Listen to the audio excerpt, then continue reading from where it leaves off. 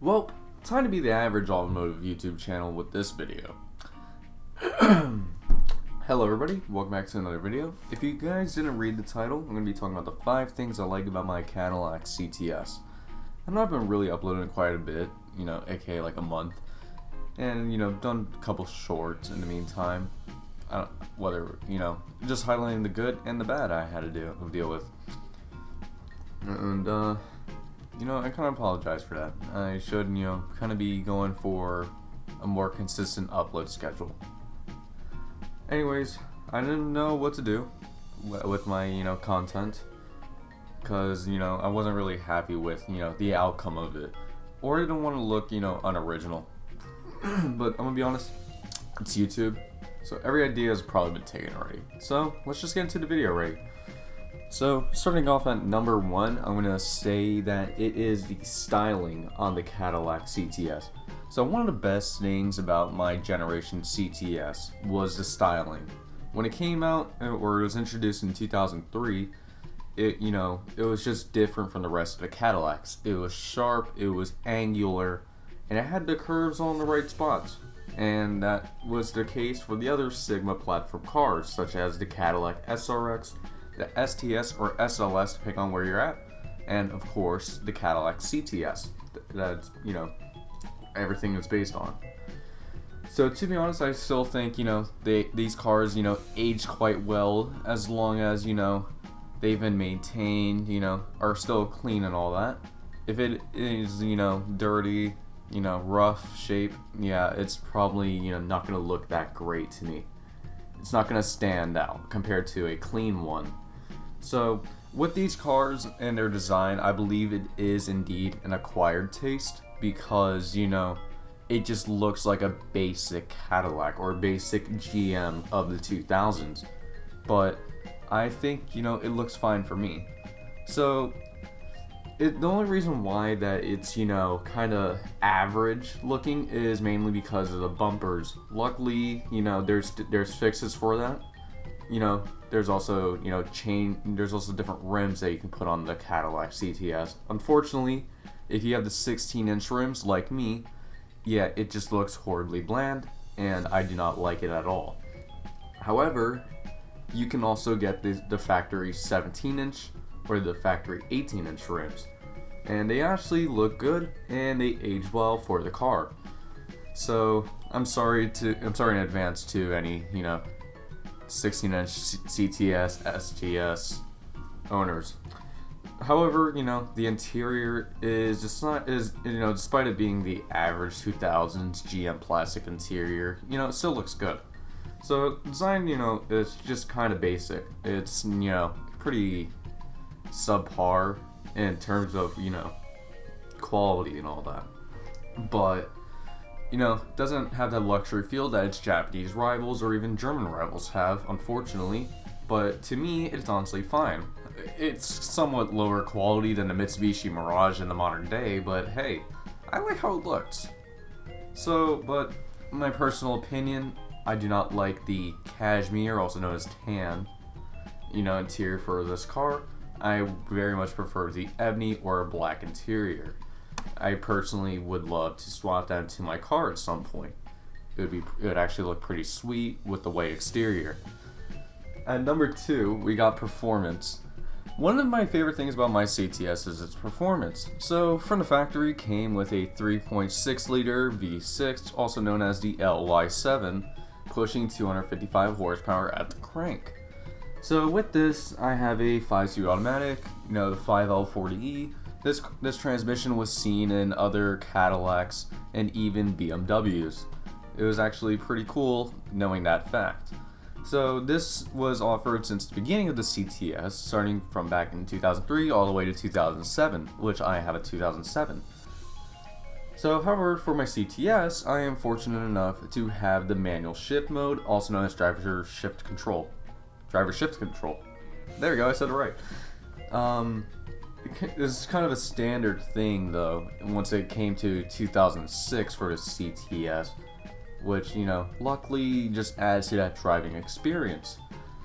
So, with my car brand new, It went from 0 to 60, 6.5 seconds, which if you compare it to other V6 cars of the era, it's honestly not that bad. It's not, horrible, but, it's not like the, 6-cylinder cars that we have today where, they're going 0 to 60 in under 5 seconds or even under 6 seconds.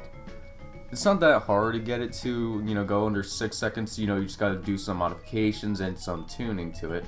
But, it's not that bad. So the other thing is, it's actually pretty damn fast. Nobody will know this unless, you actually get one up to speed, which it tops out at a top speed of 148 miles per hour from factory. This is, of course, limited for obvious reasons. So this speed is able to be hit even with its European spec, purely like, lowest of low, which had 180 horsepower 2.6 liter V6. There's actual videos of this on YouTube where they have gone that fast. I think it's actually, working well for performance-wise for a $32,000 luxury sedan in 2007. And it would compete quite well with other cars of its time. Another plus in the performance department was its handling. Let's be real here.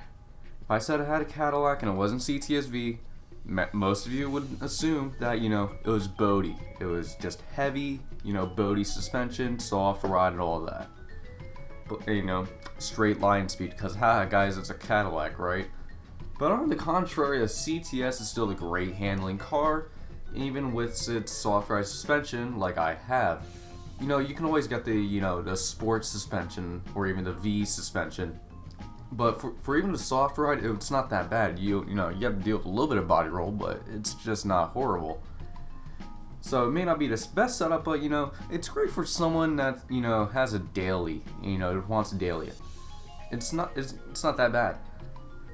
And there was definitely some thought put into this, because back when it was being made, it went on the Nürburgring as well, which is pretty cool. Especially it went along with the V as well, and I like to think hey, that's good for the suspension development. Okay, going on to number 3, we got the modding potential. So here's the thing about the CTS. It's more of a niche when it comes to modding, because here's the thing. Nobody knows that you can mod these cars. You can mod the CTS, the SRX, and the STS if it's got a 3.6.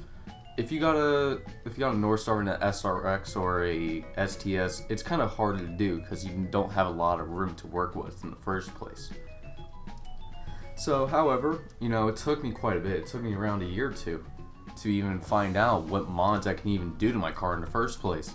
Which, luckily, if you look around well enough, you can actually find these parts made for my specific engine. So, it's more of a hidden modding potential that many don't know of. So, the 3.6 liter V6, also known as the LY7, shared the same thing as the G8 Holden Commodore, the Pontiac Torrent GXP, G6 GXP, and other GM cars. I believe the most powerful 3.6, stock from factory was in the Saturn Outlook with a dual exhaust, which pushed 276 horsepower. Not that bad for a 3.6 liter V6 in the 2000s. So luckily, some things may not be for the CTS specifically, but it should all, bolt right in. Luckily, there's companies out in Australia, for example, that make camshafts for my engine. There's Mace Engineering that, they do that. It produces, I believe, it was 40 additional horsepower to the wheels, which is honestly great. There's also companies that make parts for the LLT variant of the 3.6, which is just a direct injection form of my engine, and it all bolts right up. Unless you have an LFX, which, no, it's not going to work because it's all integrated. But it's still very, very good. And the modding potential for the engine is also great. I believe there was a forum post back then where a guy managed to push 480 horsepower on a stock block for a 3.6, which for a 2000s era engine, I would like to say, hey, that's actually pretty impressive.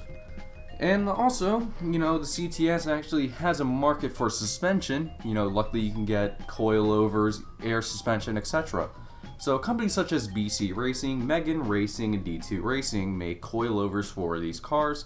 And to be honest, a universal air suspension kit should work quite well.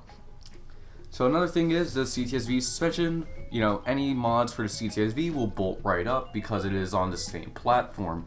You might have to do custom fitment stuff depending on what you're doing, but it should not be that bad. If you don't want to get coilovers, you can get some lowering springs for this car as well. There's definitely some things that you can get. You can get some Eibach lowering springs, which are discontinued, might I note, but you can still find them on eBay for around $300, which honestly is not that bad. There's strut towers I can get. There's sway bars made for the V. There's a bunch of other stuff. And you could also get brake kits for this car.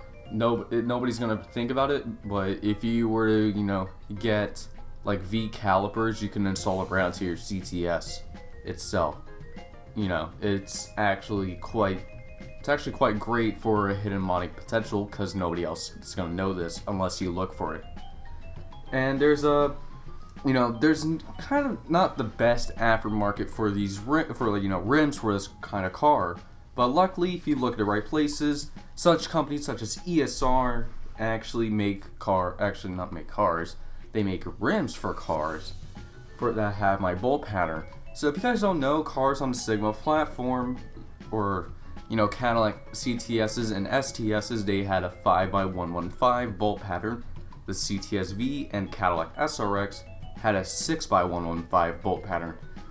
Luckily, ESR, for example, makes rims for a 5x115 bolt pattern, which, it's actually quite great when you look for aftermarket rims. There's a channel I follow that got rims from ESR for his STS, Flygy, I don't know how I pronounce your name. Hey, I like those rims on your STS, bro. They're really nice, and they bolted up right for him from factory. Excellent fitment. And to be honest, for exterior mods, it's kind of more of a niche thing. You can find whatever you want. There's usually a kit for it, whether you look for it on, Car ID, for example. But if you look on Car ID, you're probably going to find some crappy Duraflex kit. You can do the V bumper conversion kit, all that stuff. Even Sorona does it. Sorona's more of a niche thing because it was very 2000s. But there's a whole bunch of modding potential for these cars, whether it's the engine, the suspension setup, or even exterior. And practicality, that's another point for why I like my car. So as I turn from more fun side, I'm just going to talk about practicality now.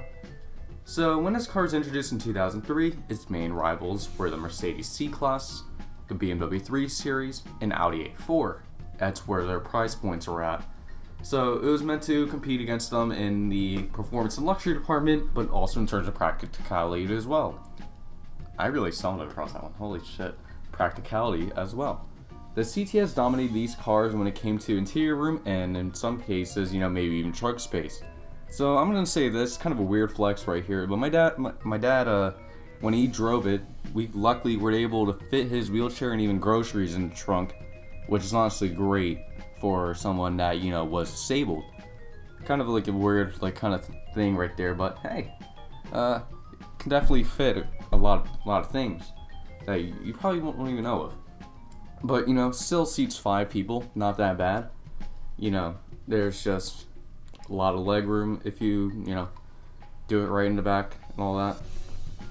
And, it's actually also somewhat fuel efficient if you drive it right.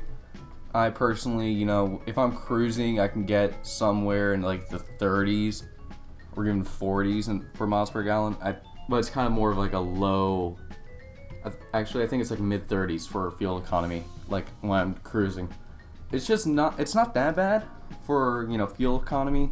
It offers a nice ride as well. Just be sure to watch the time change and oil consumption, because if you don't, hey, you might not have a car anymore. Besides that, replace those things, you got a bulletproof car, dude. 100%. And this car honestly served my family well since my dad bought it in 2014 to 2015. I can't remember those. But hey, it's not that bad. So this is more of a personal thing here. I like to say that, you know, every car has, you know, personality. So, yes, personality, guys. Even the electric ones, even though they don't have a soul. So while we may be living in a world where more and more cars, you know, lack personality, you know, it's kind of something, you know, some should but shouldn't worry about at the same time. So with my CTS, despite its current condition, you know, I've shown you guys seen my videos where, you know, there's a check engine light. It's like, oh shit, right? It's not that bad if you think about it, unless, you know, it's a major issue. Luckily, I don't think I have anything major yet, but hey, I'm not worried about it just now.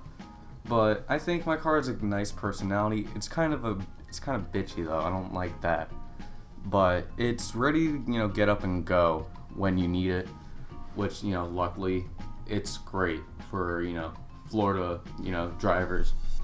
You know, it's more athletic when it comes to, you know, handling bumps, turns, and even accelerating. Because, you know, me, I like to slow down, take the turn, I gun out of it like a moron, honestly. But hey, I actually like it. It's, you know, it makes my drive better, 100%.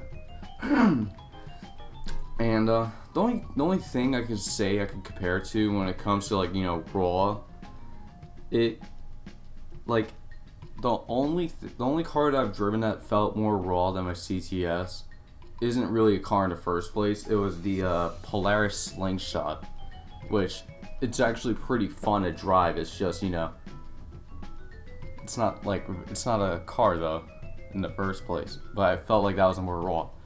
And it's not, you know, it's not like the best thing in terms of performance, my CTS, or, you know, sportiness. It's not a sports car, but I actually like it. And, you know, I still think, you know, it helps me, you know, deal with, like, driving, you know, the stresses of driving, because I'm like, hey, my car is doing good today. My car, you know, my car definitely, you know, enjoys this today when it comes to me driving it, which I don't know. I feel like it's more of a sentimental thing where, you know, it's like a bond with the car. You know, when you have your first car, it's special to you. My first car, of course, is my CTS, and it's honestly special to me. I feel like, you know, that's more so the reason why, you know, I kind of think it has a personality, because, like, you know, I'm a newer driver. I like to drive my cars the way I want to, and I find it fun when I do it, because I honestly don't know. I think it's just, you know, something that helps me is, you know, thinking, like, when I drive a car, you know, I like to think of its personality and how it drives. There's definitely some cars that have, you know, that personality into them. I still think my Cadillac is one of them. But anyways, I think that's gonna be the end of the video right here. If you guys don't mind, please be sure to leave a like, subscribe if you want to. Link in the description down below for, you know, my channel if you want to. If you want to share it with your friends, be sure to share the video with your friends. You know, leave a comment down below, stuff like that. I don't know how to do this shit. Anyways, yeah, that's basically it. Alright guys, peace out.